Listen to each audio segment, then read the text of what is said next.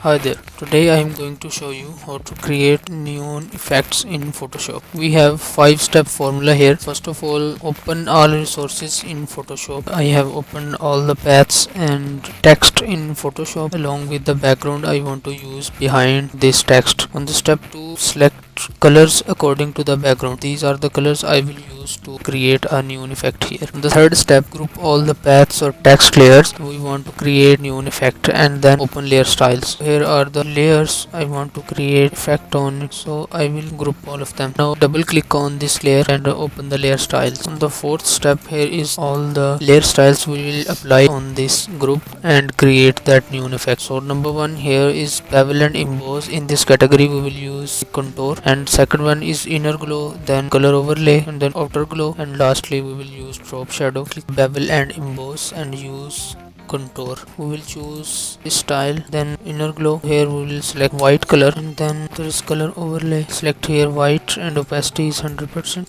Blending mode will be normal. And then there is outer glow. Select opacity according to the background. Then there is spread, go with the 7. And then size, select according to our need, 45. And there is a range, select it according to need, like 85. Jitter, we will select it accordingly. Then the last one is drop shadow. Here we will also specify the range according to our need. Use here this style. I'm going with 55, size is 15. Then hit OK. On the fifth step, change colors according to the design. So these are the colors. First one is blue and second one yellow. Now copy and paste these color effects from group to all individual layers.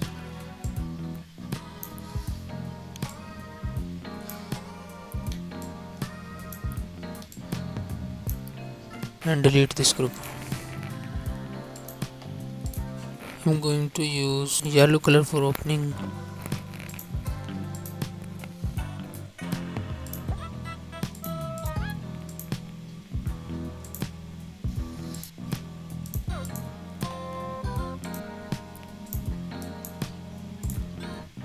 And for box lines I will use blue color.